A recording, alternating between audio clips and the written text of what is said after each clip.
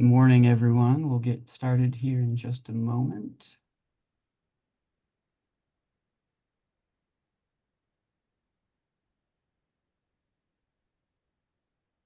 Thank you, everyone, for joining. Give people just a moment to join.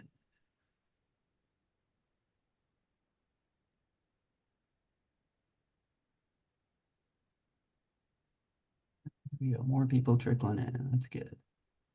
Up to about 30 now, so the presenters know.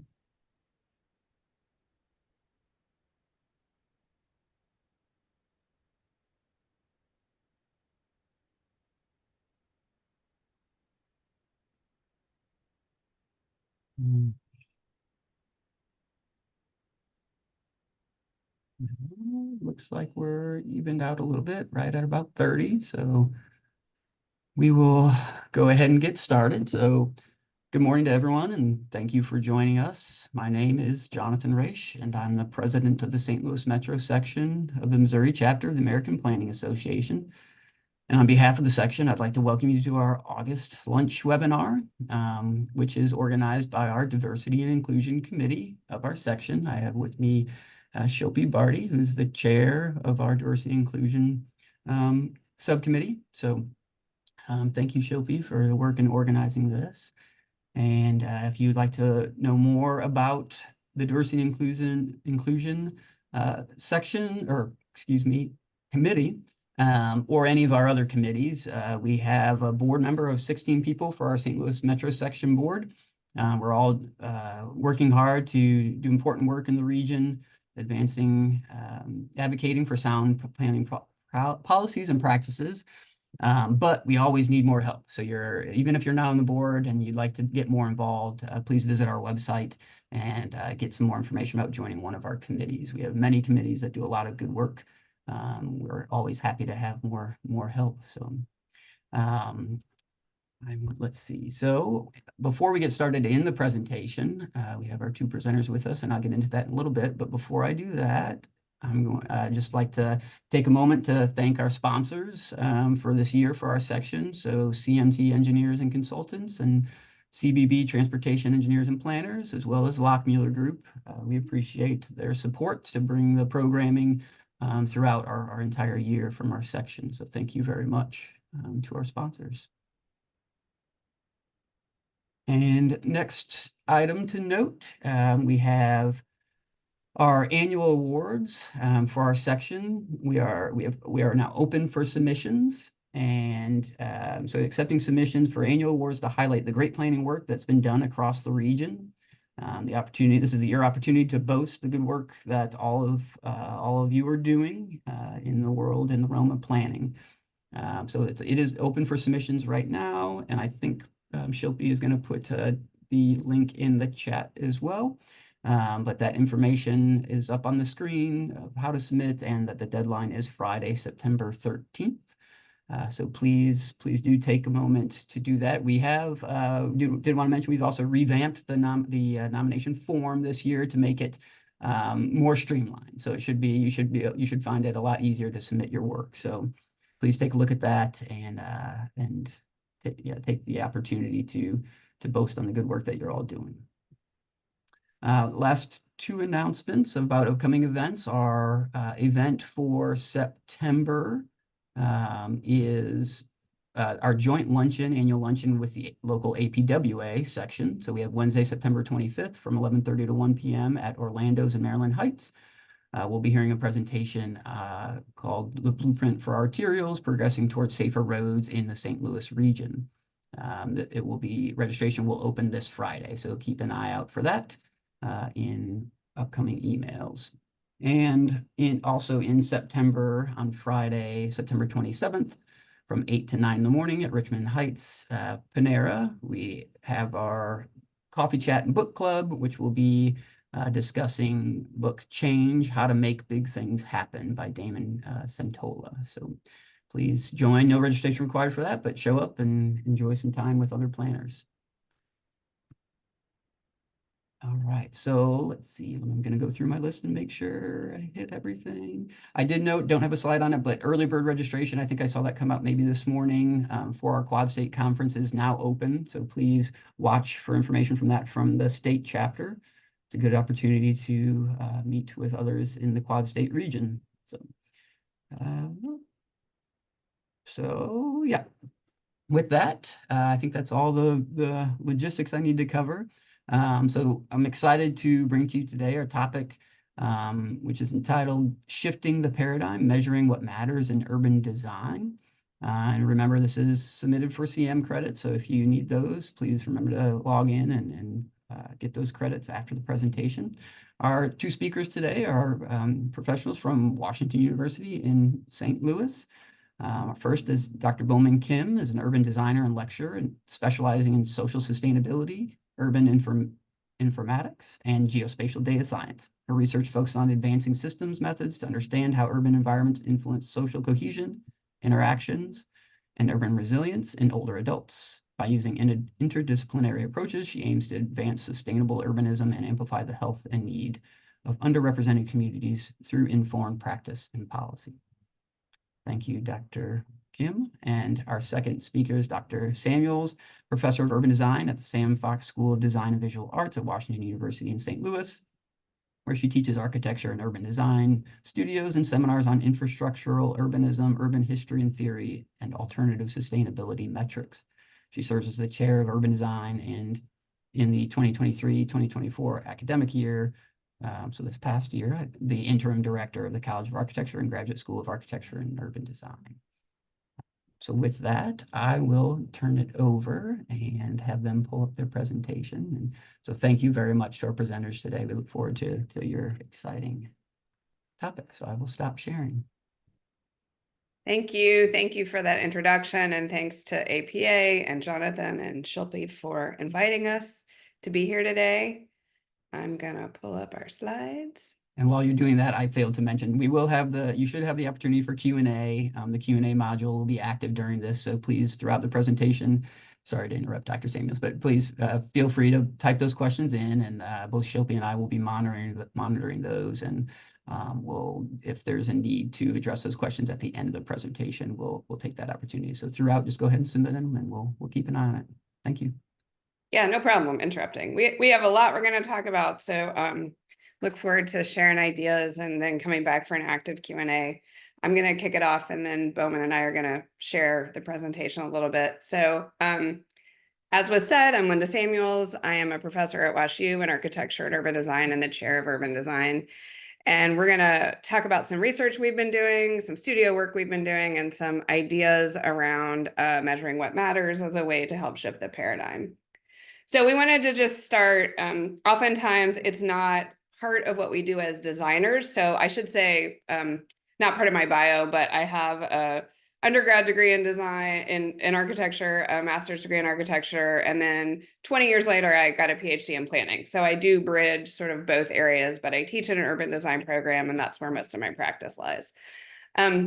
So as designers, we want to start just by talking about why it's useful to measure things and why we would want to do this as part of a design practice in addition to a planning practice. So why do we measure? One reason is to speak the language of decision makers. So oftentimes if we're asked to create a rationale for why we might make a decision around something, sometimes it's that bottom line dollars that is the deciding factor, but we want to come in and say, well, there's other things that are measured, but we want to speak that same language. To set goals and track progress over time, to compare distribution over space. So that's really thinking about the equitable distribution of resources and access. To supplement incomplete claims of quantitative data. So we know a lot of things that are measured now are more readily measured in terms of numbers. And what we want to talk about today is things that are hard to measure. Some things we call measuring the immeasurable. To broaden the equation to include values, not just dollars or objects. So oftentimes things like quality of life, or we'll talk about hope and optimism, are things that make people's lives better, but are rarely in that, that equation of measuring what matters. To argue for the value of design intervention, so you regularly hear architects and other designers lament the fact that design is undervalued. So how do we begin to think about design as a value by including that in the metrics that we pay attention to?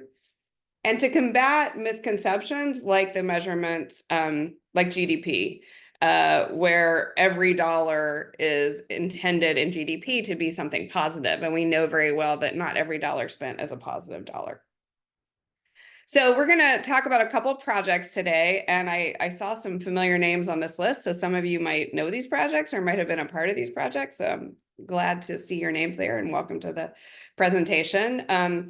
Mobility for All by All is a project that I initiated with two collaborators, Matt Bernstein, who is the Associate Director of the Office of Socially Engaged Practice at WashU, and Panina Akayo-Laker, who is a faculty member in the College of Art, our partner college in the Sam Fox School. And we always like to joke that we did this 5-year, $200,000 project in 1 year for $20,000, but it was funded by the Divided City, the Mellon Foundation, part of the grant that WashU received. And what you see here is our interdisciplinary list of partners. And what we really try to forward in our work is how not only do we work across disciplines, but we also work across agencies and across different types of agencies. So public agencies, private agencies, experts of different kinds and different disciplines are included on our list. And in this project, we actually incorporated a range of local arts organizations so that the work that we were doing was grounded in the neighborhoods. So what is it that we were doing? I work in a kind of strategy I called infrastructural opportunism. So infrastructural opportunism is this idea that there are already large-scale infrastructure projects garnering millions, if not billions of dollars of investment. And how can we leverage those projects for greater social and environmental gains? So if we start to think about a transit line, which is what this project is about, what was formerly called the North Side South Side Metrolink line, which has been renamed more recently the Green Line. How are we going to invest these $2.2 billion in something that's going to do more than just provide transit? A little note about the multiple strategies that I often talk about when I'm talking about infrastructural opportunism. And so when we're trying to shift the paradigm, there are more ways to do that than measuring what matters. So one is broadening the process. And I just mentioned the different types of groups we typically work with. And as we work on a larger scale, those might include everyone from environmental scientists, of course, the agencies doing the projects, but also community members, but designers of all types that should be incorporated at the very earliest stages. Transforming the prototype means really not just going to the status quo measurements, expectations, and typologies that are provided, but to question that status quo prototype and to think about reinventing what that means. And then measuring what matters, which is what we're going to talk a little bit more about today.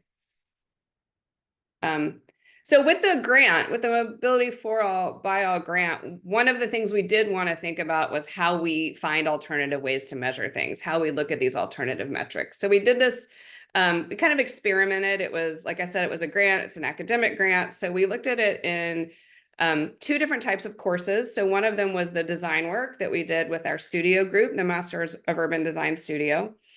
And our Masters of Urban Design program has both 1-year post-professional students and dual degree students. So many of the students in this particular course were landscape architecture and urban design students, or Masters of Architecture and urban design students, in addition to our urban design students. A seminar course, an advanced sustainability course where we actually were looking at these kinds of alternative metrics. And then we were working at the time with Eric Zinsi, who invented something called GPI, Genuine Progress Indicators. And I'll talk about that in a second.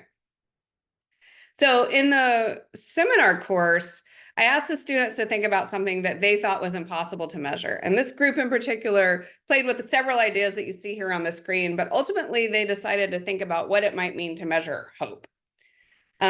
And hope is an important concept, and I talk about this quite a bit in my book when I'm talking about optimism, because as designers, we already believe that the future is better, right? We're designing for a future that we think is better than the past or better than our current situation. But optimism and hope aren't equally distributed. So this group wanted to just wrap their heads around, well, what would it mean to measure something so difficult? So what you see on the left is the beginning of their literature review. First, how do you understand what it means to be hopeful versus hopeless? and what are the different ways that these things are defined. So for example, fairness, democracy, and community, all of these things are the discourse within which hope is discussed. So that was really just a sample of them understanding the concept.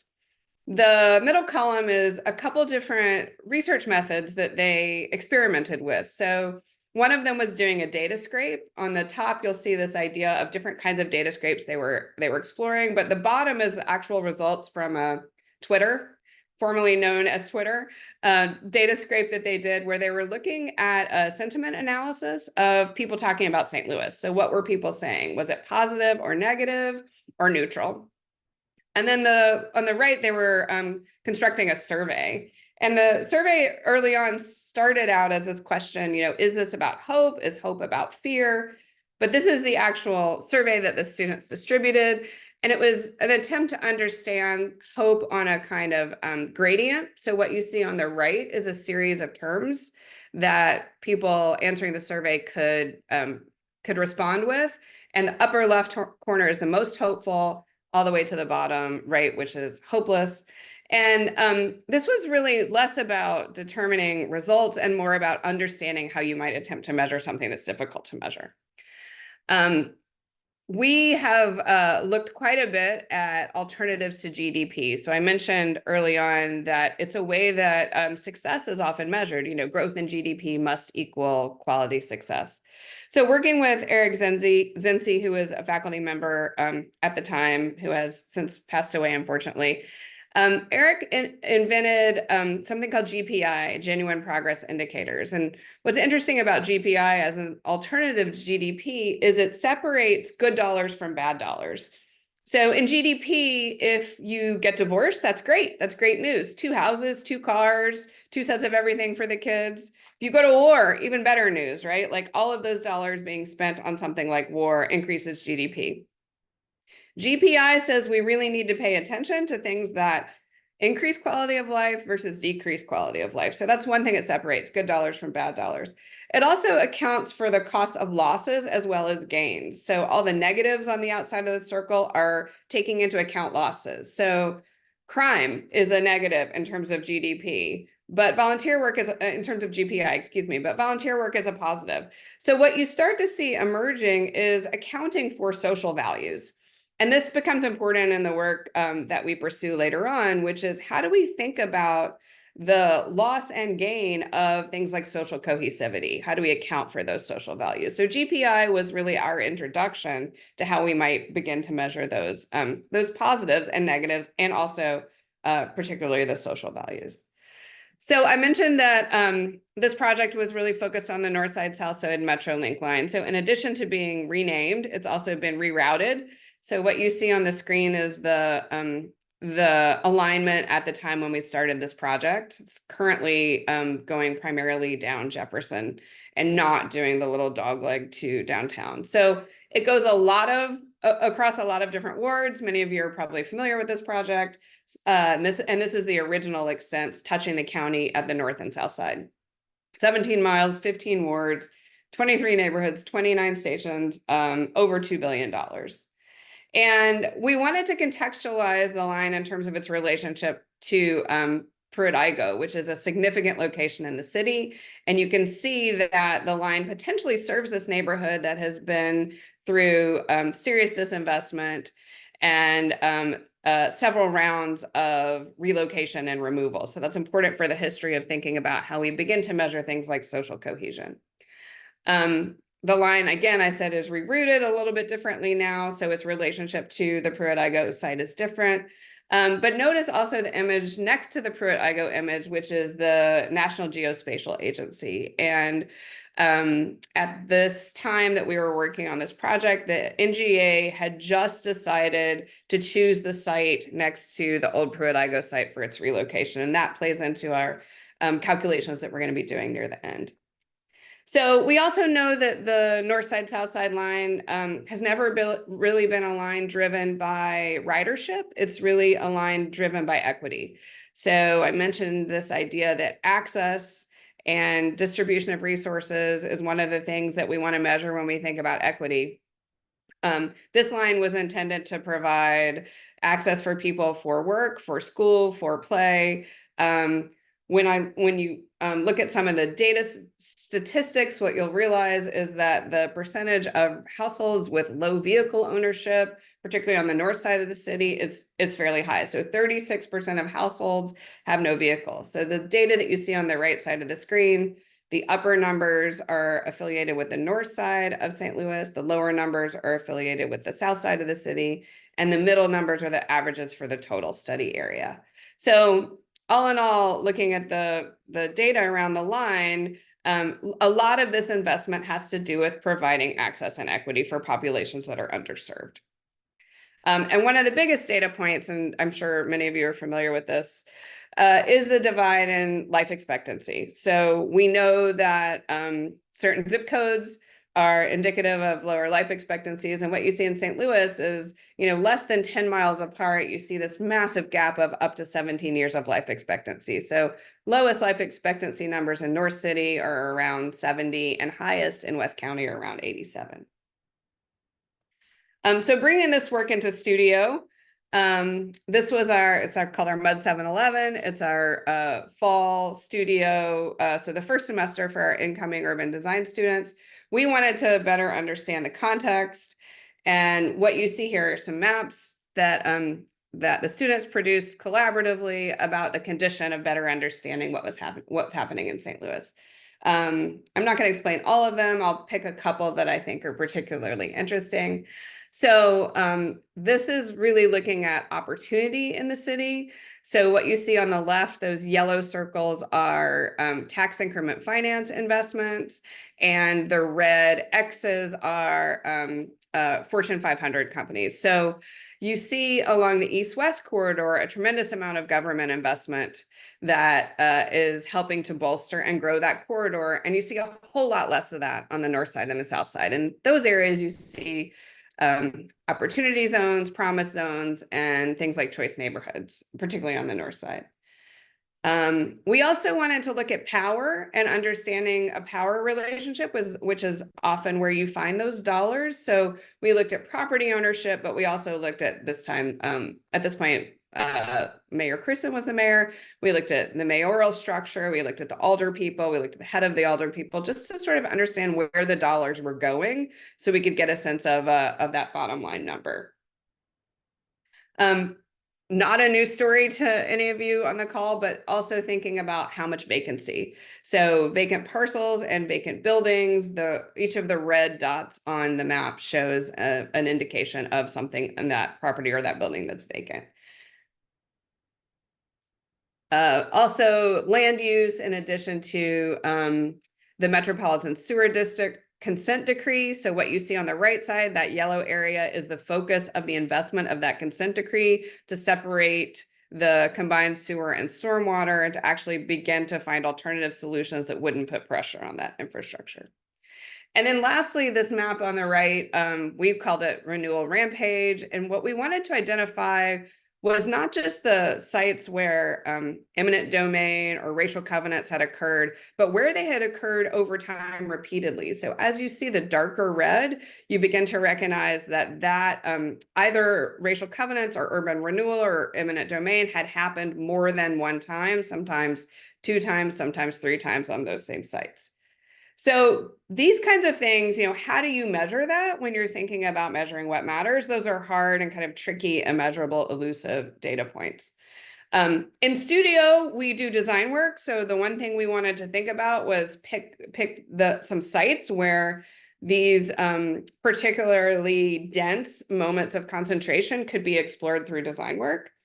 You will see in the following images that I asked the students to measure certain things that I think matter. So these are what I call the next generation infrastructure criteria. I'm not going to go through all 12 of them, but just to give you some sense of how we were asking students to evaluate their design work in light of adding up to more than bottom line dollars. So, a couple examples. Is it socially productive? Meaning, in addition to providing transit access, like what is it doing in terms of increasing equity? or something like symbiotic. And my language has to do with the waste of one system being used as the fuel for another system. And that could be an environmental system or a social system. So you'll see these icons occur on the drawings that follow to give an indication of how the students might be paying attention to these criteria. So one project is called Karst Urbanism, and this is actually a project on the south side around Jefferson, and I'm going to show you this drawing because it includes the icons. So this project actually utilized that karst landscape, that underground cave landscape, as a way to rebuild. We know this from our kind of beer legacy, but how might you also build a water legacy that can become a local economy and drive things like local education and local small business? And here the students start to measure, and it's hard when you're a designer and you're doing this for less than a whole semester and you have limited access to data. But what I asked of them was like, how do you total this up to also understand what's happening? So 95% of stormwater is being captured, or the neighborhood's 4 times denser, or how are we building on things like local food culture to deploy physical and social infrastructure? 60,000 people being fed. So just getting a sense of like what kind of other numbers might we value. This is a section through that same project, again, showing sort of how we're creating symbiosis and multifunctionality along the new north side, south side Metrolink, the green line. So infrastructural opportunism. All of these projects are along that same line. This is a north side project, Old North New Refuge, which was about bringing something similar to the International Institute to the north side so that it could provide services for incoming immigrant populations. So in addition to thinking about those services, this project looked at things like vocational training, transitional education, food distribution, again, leveraging the investment to create other opportunities for the neighborhood. A third project, Two Rivers, and in this case, the two rivers, one is the Mississippi and the other is the highway. So the south side of the line aligns very closely to the highway when it goes south on Broadway. And this project was looking at not only using excess barges as a way to remediate soil, so having an environmental initiative, but also providing a food culture, access to high quality foods, the production of food, and then re-access to the water. So this is kind of the measuring what matters, what I call the results diagram of this project. So you see the incorporation of food production, wetlands, a food research institute, creating public space, permeable streets, and in addition, of course, providing metro access to this neighborhood. And then the last project is a north side project, and this is a project that is kind of about where the north side, south side line would meet Fairground Park and the Ville.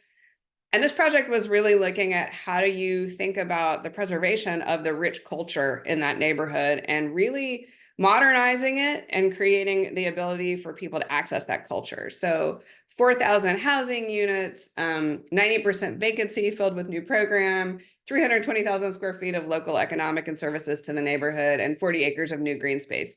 An attempt to kind of begin to say, let's switch those dollars from just measuring like economic outcome to measuring cultural value. So we actually, Bowman and I were doing a series of research projects when we started to read about the choice of the NGA staying in St. Louis and moving to a site in North City. And what we were hearing was nothing but positive, right? Preserving these tax dollars and having experience on the north side, we said, we know there's a whole lot more to measuring what matters here. So I'm going to pass it over to Bowman. Thanks, Linda. So just Linda was introducing how she came into this space as an architect and sort of bridging urban design and planning. I actually have a slightly different path, one that actually goes through architecture and building science, something that my students actually kind of don't believe and laugh sometimes because my world was mostly about embodied energy, doing life cycle analysis, computational building science, especially with the focus on fluid dynamics. Believe it or not, my thesis at some point was about iatrogenic diseases through ventilation. Maybe I should have kept that in mind before COVID, and I bring that up because a lot of the work in itself was really about how do you measure these things. And in a space around design, when we talk about measuring things, we are talking about a lot of it is around energy use. A lot of it is about the most obvious ways to measure our more physical and quantitative aspects in itself, right? And recently, when I was talking about the first law of thermodynamics in one of my environmental classes, some of the students were joking that they probably never have to see that again. But I actually kind of fight back on that because, as many of you might or may not remember, the first law of thermodynamics is really mostly about the fact that energy cannot be created or destroyed. And I think that is the foundation of a lot of the work that Linda and I do. So very broadly, this particular project in itself, measuring the immeasurable, measuring what matters. Linda set up the context in itself was the NGA West Campus in St. Louis, right? It has been largely talked about as a major urban development success, right? As Linda mentioned before, there's a lot of talk about the capacity and the drive for economic growth and revitalization in this area in itself. But we chose it because it also is a critical examination and an example in our particular study of trying to understand what it means to measure things in design beyond the most obvious quantitative values, right? And illustrating really the limitations of traditional metrics used to measure success, if you will, in some idea of urban development in itself. So the core issue for our particular project or our critique or problems that we have set for ourselves is we question the reliance on the traditional metrics like the GDP, like the tax revenues and population growth, which has been the focus of economic outcomes, especially in cities that have seen significant population decline like St. Louis. So this draws from ideas like the GPI from Marexenzi, like contemporary economists like Mariana Mazzucato, this really discussion of shifting towards recognizing the distinction between value creation that benefits communities and value extraction that serves perhaps external stakeholders at large. So again, kind of going back to this fundamental idea that energy cannot be created or destroyed. It is always in some sort of balance.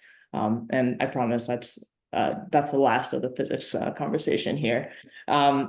So these metrics that we generally talk about, they often overlook the broader social environmental impacts. So really, this was a chance for us really to prompt and reevaluate what we value, what we should value as designers, as folks engaged in the built environment, and how we measure it in the context of urban development. And most importantly, the people who live in the spaces that we are designing with and for. So we often use, so really at the end of the day, the question is, what is the true cost of this, right? The cost in itself are really talking about sometimes a growth at all cost model where urban projects prioritize market-driven outcomes. And we really want to push back on that. What does it mean to really center the well-being of existing communities here in this space in itself? And can we start to understand perhaps the true cost that includes the loss of perhaps social cohesion, the degradation of local environments, which generally are not captured by any sort of traditional economic measures in itself. And mostly it's very difficult to do so. And we understand that. And this is our way of trying to understand ways of trying to take all that into account. So these are some of the photos, the site of the new NGA, the National Geospatial Agency, West Campus, which is located in the St. Louis Place neighborhood. So you'll see the 2016, 2017, and 2018, and really needing to contextualize it within the larger sort of legacy of the city's continued displacement of generations that have lived in this space in itself. So we are trying to advocate for expanding the scope of what it means to measure development that include qualitative aspects that are often deemed immeasurable. We started by looking at spaces of what does it mean to be considered spaces of culture, spaces of belonging, important spaces in itself? So these are some of the documents and the primary sources that we went back into understanding areas that are deemed even by the city as valuable cultural assets to the city in itself. We went back to original Sanborn maps and census tracts and trying to contextualize that within the current landscape of where the NGA site is building their ongoing building project for their campus. And we actually started to draw the figure grounds based on a long collection of Sanborn maps and aerial images from census tracts. So starting from 1950 and including all the way to 2000, 2010, 2015, and even the projected 2050 maps. Caveat that a lot of the spatial data between 1950 and 2000 is missing. So really showing the relationship between the population loss, the ongoing sort of context of population loss, not just the immediate most recent future that the NGA seems to most often comment on, but the fact that, again, this is a story of continued legacy of population loss and displacement in this very space that this new NGA space is coming into. So we started looking at a series of different metrics here. Can we start to understand intergenerationality in any way? So one of the metrics we looked at was how many people were inheriting spaces, how many people were staying in these homes that have been that belong to families for more than 1 to 2 to 3 generations. We can see that in the case in the red above, we see like 51% of the remaining population moved into the neighborhood in 1990, whereas only 19% of the population moved in 1990. So we're trying to see a pretty significant movement of intergenerational family loss that isn't often, is very difficult to quantify when you look at just the market value of the home in itself. Here, again, looking at different sort of ideas of vacancy. The city has often look at vacancy through a very limited time frame. So can we start to look at this in relation to the population demographic shift over the past 70 years? And what does that look like from a building footprint perspective? We're starting to see vacant lots shift and significantly increase. And it's actually quite startling at some point when you realize, wow, this was once an incredibly vibrant area, like many spaces in St. Louis, but still, and to see that in contrast with the proposed NGA site in 2025, and how that reflects a larger sort of movement around St. Louis in itself. So these are some of the spaces in speaking with community members and interviews conducted by reporters that started to identify these incredibly important places that, again, are not being captured in traditional economic measures that can start to understand this relationship of intergenerational trauma, the deep psychological and social impacts of displacement on communities themselves. So what are the spaces that create identity? What are the spaces that have created social networks? These are just as profound and in many ways even more important when we talk about how people inhabit space and create space, but they are absolutely invisible in traditional metrics in itself. So our project here is really highlighting the need for new approaches that value the social fabric of neighborhoods in themselves. And again, the legacy of the Pruitt-Igoe site cannot be forgotten in the context of the NGA in itself.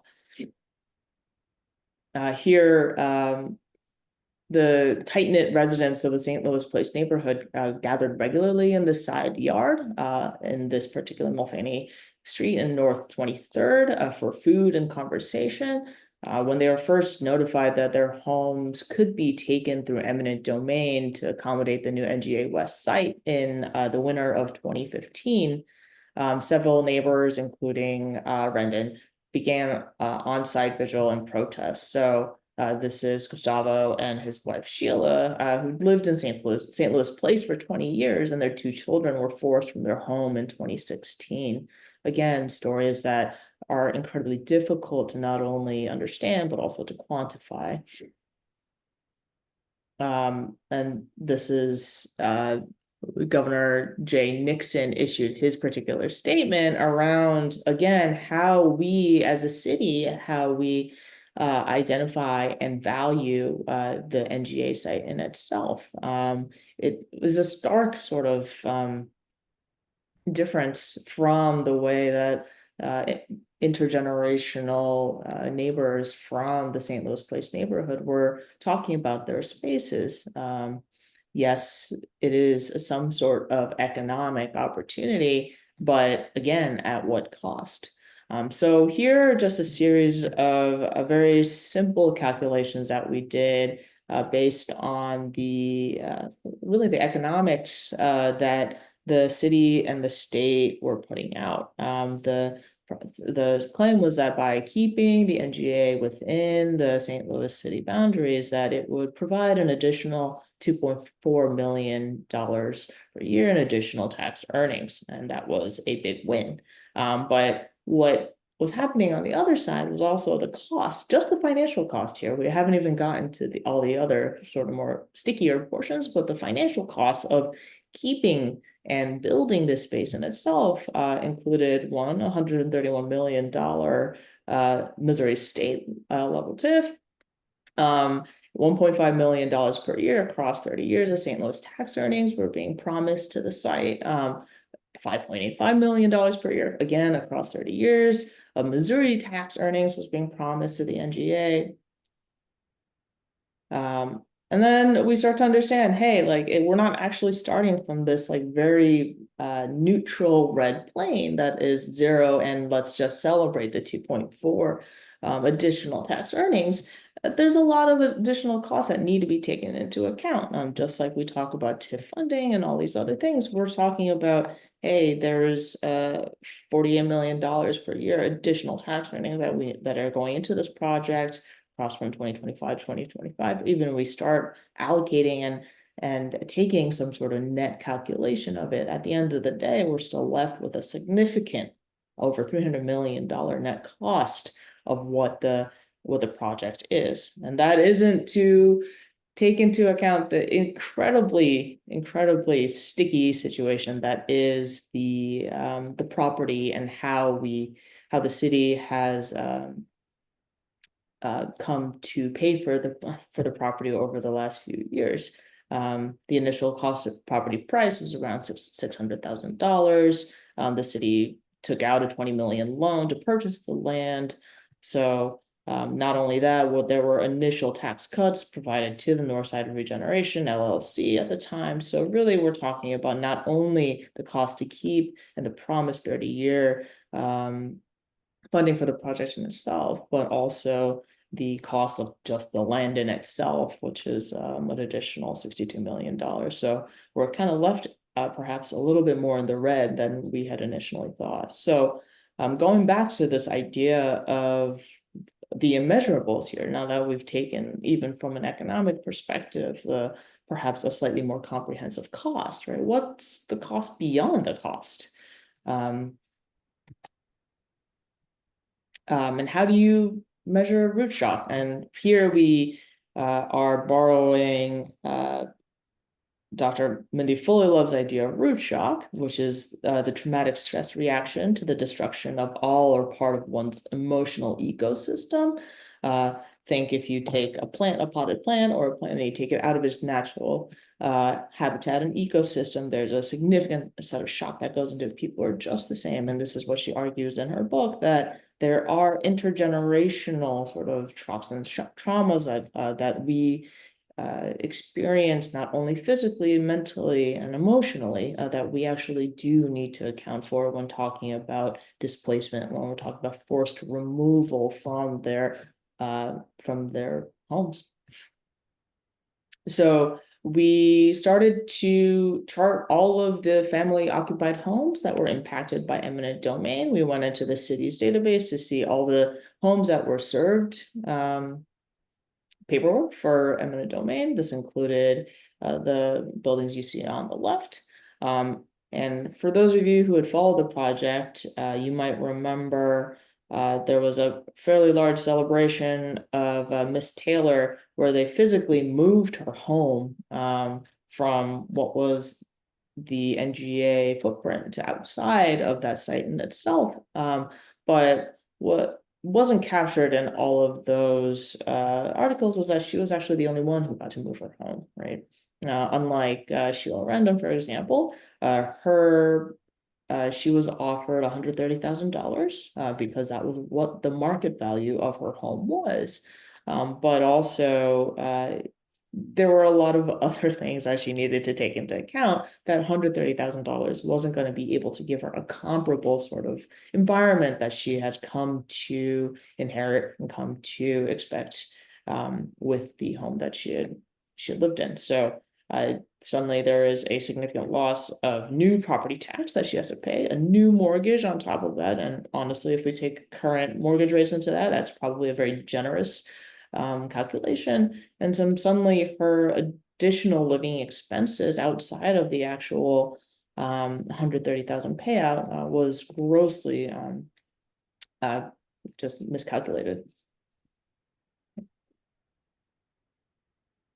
Then we started looking at spaces of community spaces of important spaces that we thought that this community was telling us was just as important that was being lost due to the NGA site. Here we have Trojan Ironworks, which actually holds 34 jobs.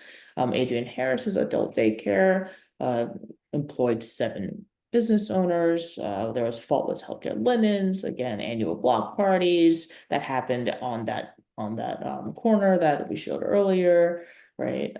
It just showed that there was a complete displacement of longstanding residents and that there was an actual disruption of social networks that had been built over generations. The loss of community ties, of social networks, all these intangible values that come with how we understand space and place really showed and highlighted the limitations of using, again, purely financial compensation as a measure of justice when we're talking about development projects like the NGA. So in the case of, then we started doing some basic calculations to try and understand, just like in the previous case, what would it cost for Adrian Harris to move her adult daycare she was running out of her home, right? Was offered $195,000 by the city, but what was lost was perhaps $82,000 in a comparable house in the city. Another $100,000 to renovate to fit for the kind of work that she needed the space to be able to inhabit. A $50,000 loan, $100,000 for retirement. We're talking about significant amount of income. So really, what are these two things why don't they match? Should they match, and how can they match? And this was another way of trying to understanding the broader social and economic cost that we just don't see in traditional eminent domain payouts. So here is the proposed plan. This might be a little outdated by now, but this is the proposed plan in 2018 and 2019. You can see even from 2015 to 2019, what a significant difference in building footprint and then the topology of buildings that we're seeing, the kind of community, the spaces that the communities will be perhaps sharing.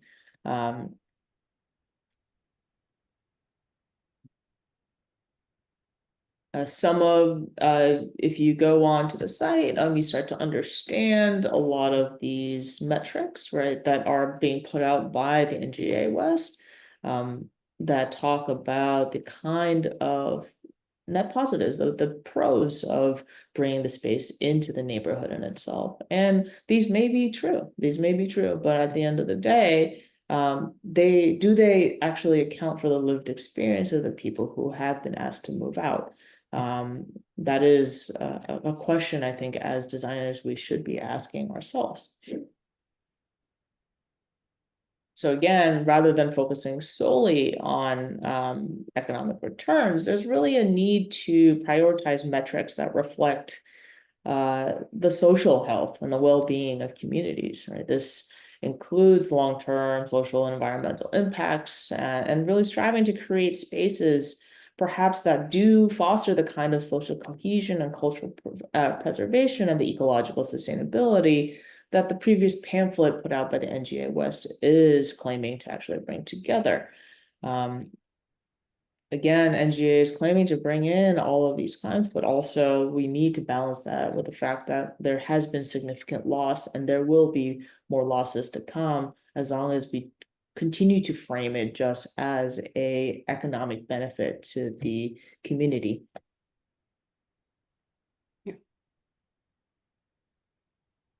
So just to broadly wrap, our goal, Dr. Martin Luther King Jr. says that our goal is to create a beloved community. This will require a qualitative change in our souls as well as a qualitative change in our lives. In a lot of ways, this project is also an ask for a qualitative change to our metrics and the way we measure things. Our project, in a lot of ways, is advocating for a shift in how projects are being measured and valued. Success shouldn't be only defined by economic metrics, but really also by the ability projects to enhance or take away social capital, sustain community well-being. And this is a project that we took on as a way to understand what are the multidisciplinary approaches that recognize, again, the complexity of urban systems and what is actually needed for inclusive and equitable and sustainable development practices. So the hope is that this starts to ask questions and queries for everybody to adopt perhaps a broader set of metrics that reflect what truly matter, because we believe that cities can ensure the kind of beloved community and qualitative change in our souls and in our lives. And they can be a creation of vibrant, resilient, or sustainable communities. Otherwise, we wouldn't be in this space. So this paradigm shift is asking for really a deeper understanding of value, one that transcends economic gain and focuses on the long-term health and vitality of people and the places they're from. So the irony here is that this is the back of the brochure from the NGA. This is not our slide. We were using that as a way to point out their kind of misconception of how they are measuring beloved community. So we don't have much time left. I think we want to wrap up. I'm going to skip a couple of slides. We want to wrap up and show a glimpse of a project that Bowman and I have been working on for the city of Los Angeles. And some of the lessons we learned from the NGA, we have to first know what matters to know what it is you want to measure, and then you have to know how to measure it. So I'm going to skip a couple of things to move to this project because we have about 5 minutes. So when I went on sabbatical, my goal for my 1-year sabbatical that I was going to take in Los Angeles was to work with a city agency, to work with a nonprofit, and to work with a design firm and collaborate on design projects. So I was super fortunate to have that year and to do all of those things. And I was really lucky to know people at the city of Los Angeles, at the mayor's office and the Bureau of Engineering. And this project emerged just after Mayor Garcetti had issued Executive Directive 27, which was the request that every agency in the city develop an equity plan, whatever that might mean. And many of those agencies developed an equity plan internal to their personnel. So are their hiring practices and are their promotions equitable? But they were also asked to develop equity plans for their services. So is waste management being equitably distributed, and is water service being equitably distributed, and what does that even mean? So we worked with our partners at the Bureau of Engineering and the Mayor's Fund, and we did a 3-phase project. We interviewed about 15 different agencies or partners to figure out what kind of equity work they were already doing. We worked on creating what we thought would be internal metrics to create basically a base map of an equity index. And then we developed a pilot program working with Esri Data on a platform called Experience Builder. And we want to just kind of both of us talk a little bit about why this project is sort of real application of measuring what matters.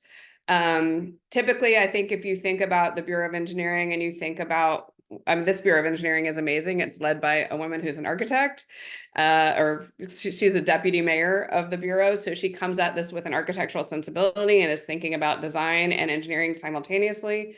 But we, in our tool, after brainstorming and working with all the partners who were already thinking about equity, the thing we wanted to think about was, how do you add up this decision-making process so that you can pair the budget investments in infrastructure with the neighborhoods that need it the most.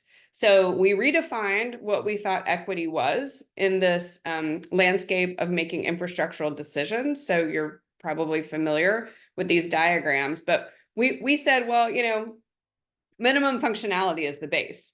You get 5% of roads with potholes, we get 5% of roads with potholes, but that doesn't understand the condition that we're starting in. So we want to prioritize investments in underserved neighborhoods, because those are the neighborhoods that for generations have had more and more and more potholes and less roads with good sidewalks and less tree canopy, so increased urban heat island. But then we want to invest, so I'm going up the list here, and then we want to invest in holistic systems that would improve quality of life. So how do these things work together, all of these different systems? And then dismantle the destructive systems that are holding people back. So if we're not listening to people who are talking about the things they care about, and if they're left out of the conversation at the table, we want to dismantle that process and then transfer that power to the people who live the life in those neighborhoods, and then ultimately build next generation infrastructure. So these actually became the 4 columns of our tool. So where are the communities that have suffered the longest? This was column 1. What is the physical condition of that infrastructure? And how is it combined with other infrastructure as a way to increase quality of life around the whole set of systems? So let's not just repave roads. If we're going to repave a road, let's actually make sure that we're also creating better sidewalks and better tree canopy and good bus stops and a lot of shade. And then what do neighbors care about most? And then how is that all adding up? So this was our goal. This took us about a year to get here. That was our 4 columns. And this is actually, these are screenshots. We don't have access to the tool at the moment, but this is the tool that we built that we're super proud of.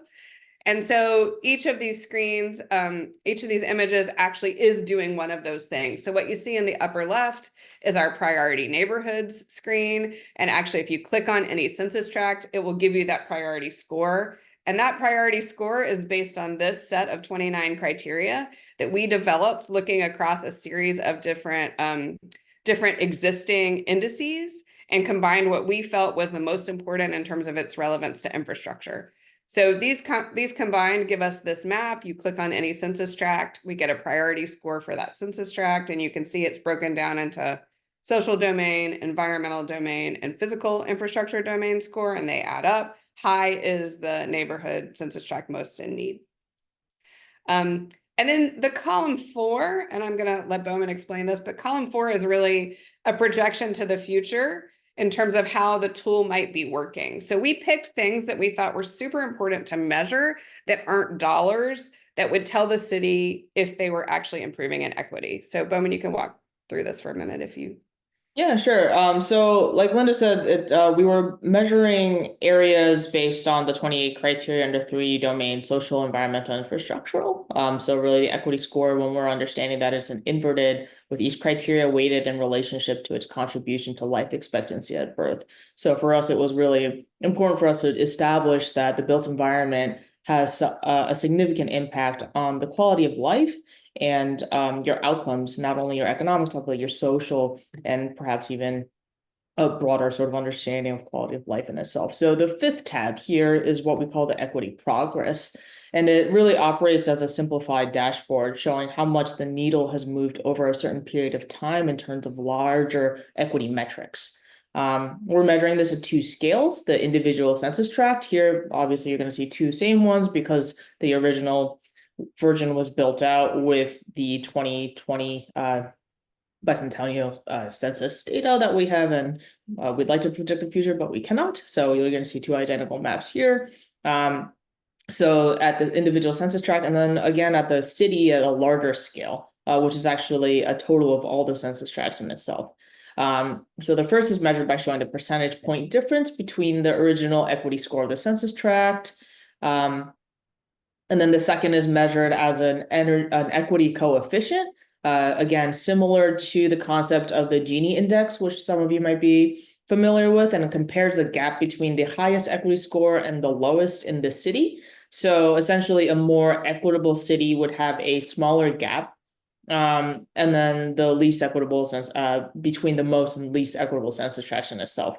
So in addition to that, we're also putting out, again, a life expectancy gap, because all of our metrics are calibrated to the relationship to life expectancy at birth. We are hoping that a reinvestment in equitable infrastructure, we would see a significant, or at least some shifting of the needle towards a greater quality of life and actual life expectancy. Both are shown at the time of the origin map, and then the percentage of change over time.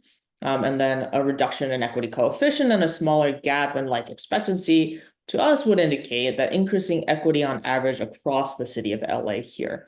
So again, overall increases in equity scores and the increase in life expectancy with that smaller gap would indicate citywide improvement in quality of life through infrastructural investment. And so we hope it will. So we know that was a lot of information. Thank you all for sticking with us. I like to close with the cover of my book, Infrastructural Optimism, if you want to learn more about the next generation infrastructure or any of the work we've been doing. That article on the NGA was published in the Journal of Architectural Education, so it's also online.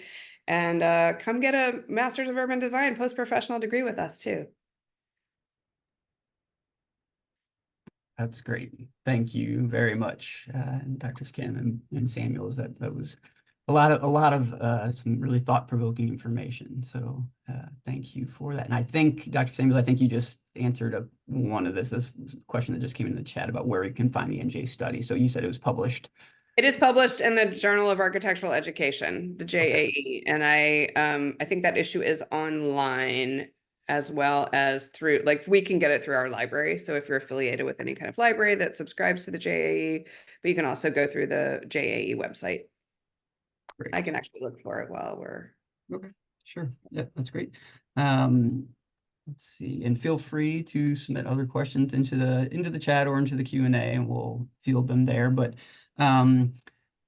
I just had one similar related to about where to find the NGA, and I apologize if I missed this, but what groups were the findings presented?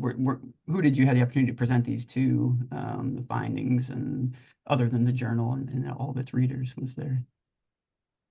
So we've kept it mostly internal. Yeah.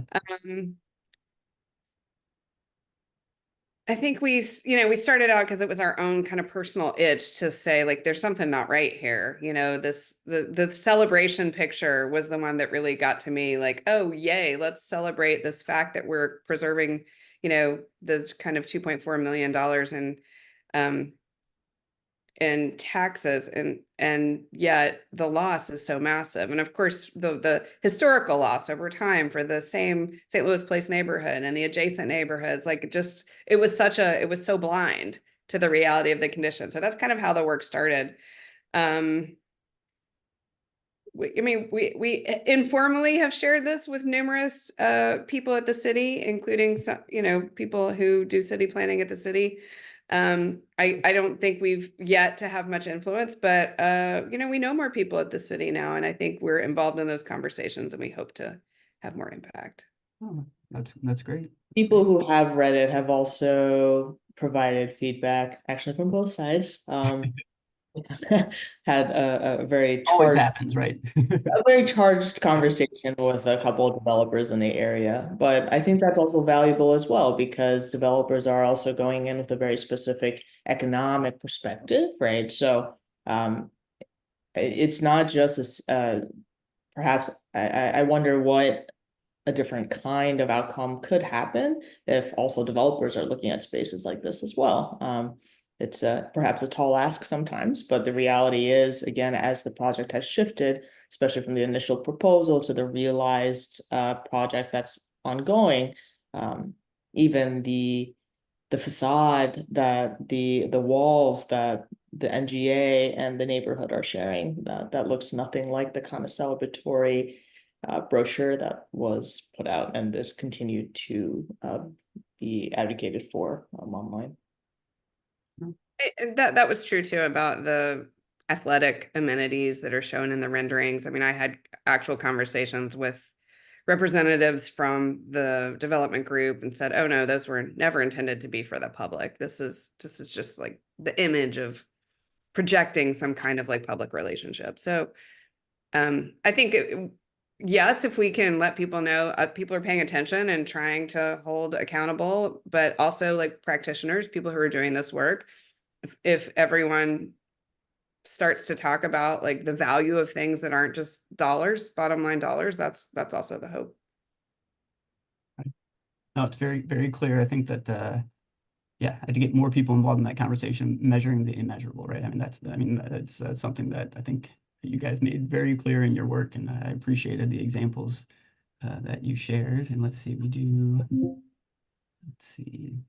There's one question that we just received.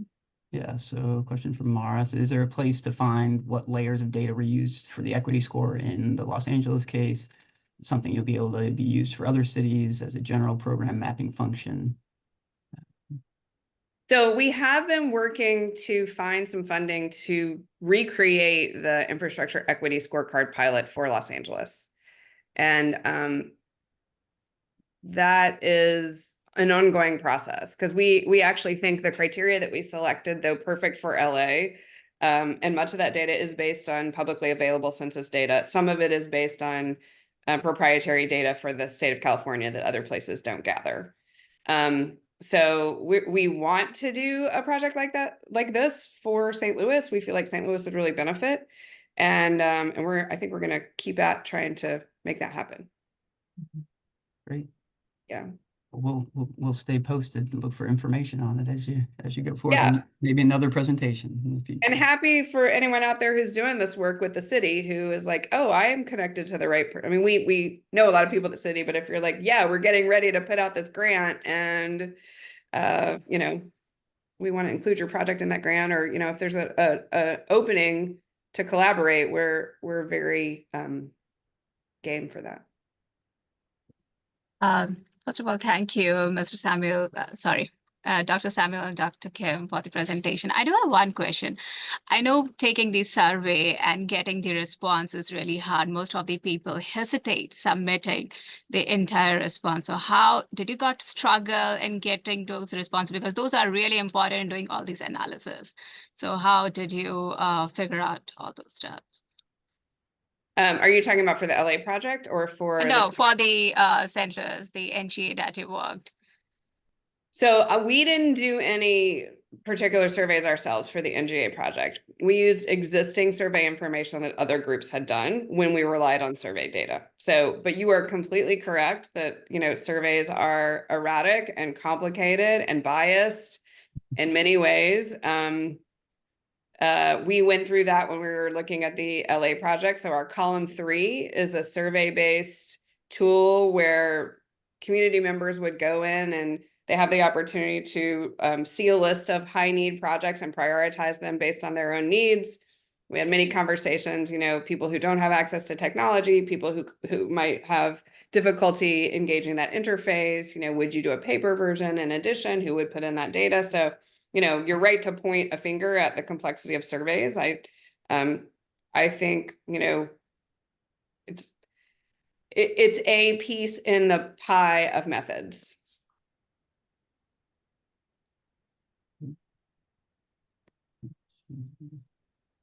This new one came in. Technical questions.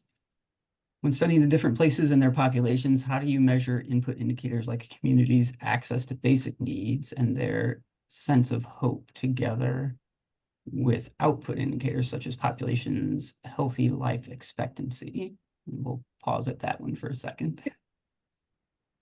Is that yeah, Bowman, you want to talk about the data and its relationship to life expectancy that we used for LA, maybe?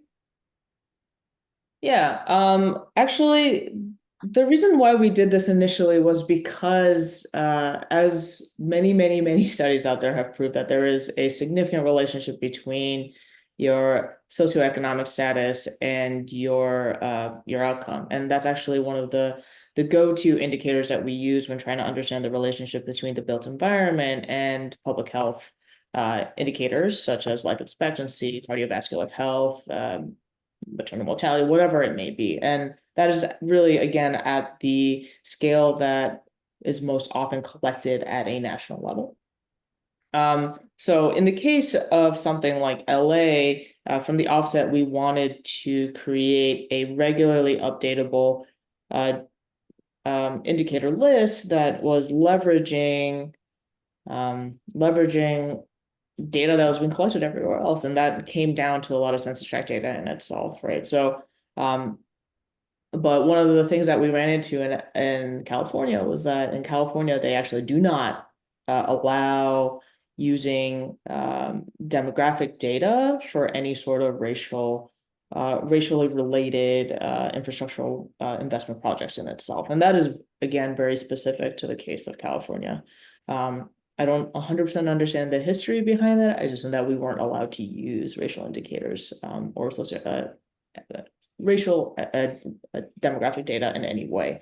So we went back to kind of the beginning and really was questioning what is the relationship between the built environment and the kinds of life people can live, and what does that really mean to really position the opportunity for infrastructure investment. And we came to this idea of, after a series of lots of research to public health groups talking about the relationship between life expectancy and the built environment. And that's actually one of the biggest reasons why we ended up running all sorts of analysis and making sure all of our 28 indicators had a correlative value specifically to the life expectancy in itself. Again, the 3 domains in itself, we divided up, and those were all weighted accordingly, again, very context specific to the city of LA, and again, I guess broadly to the state of California. When it comes to actually how that relates to trying to understand things like hope and other things, I think it gets a little bit complex because again, the question is what is your position on the relationship that you would like to establish? There are so many, like Linda was sharing, there's so many different ways to approach calculating hope. It's actually funny because recently we were talking about how do you measure hope, and I hadn't seen a lot of those slides in a really long time, and the books that I had been reading talk about a completely different way of measuring hope. There was some overlap, but again, the foundational sort of ideas of how we measure it and what we mean by measuring it is going to be very dependent on what your actual definition is in itself. So as fraught and kind of silly as it is to sometimes continue to hammer on, what do you mean by that? What do you mean by that? It actually becomes very foundational to the project in itself. For the city of LA, it was incredibly important to understand the relationship between how you define equity and what the relationship between health and the built environment is. For the case for NGA, it's again understanding what is a relationship between perhaps root shock or development in relation to social capacity and social infrastructure and social capital, right? I would like to believe that in a perfect world, we can come up with the master matrix that really talks about all these things, but each project is going to be very dependent on, I think, what you think the outcome or what your position is on as a researcher and also as a designer. Yeah, and they're not, I'll just add, they're not always additive. They're not necessarily getting to the same thing necessarily or answering the same question. One of the things we did try to do in the LA project though was to make it work sort of like a funnel, so that the quantitative data or the things we could get from column 1 in terms of identifying the priority neighborhoods then filtered out the neighborhoods that weren't in high need.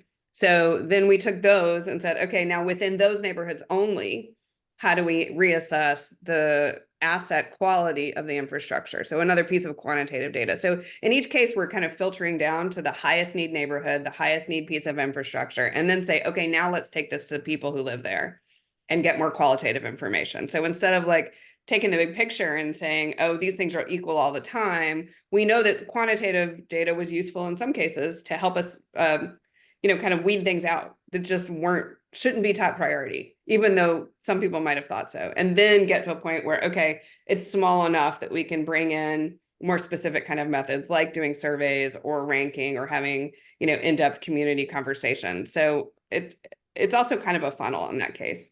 Hope is really interesting because, like I said, it's part of thinking about the book.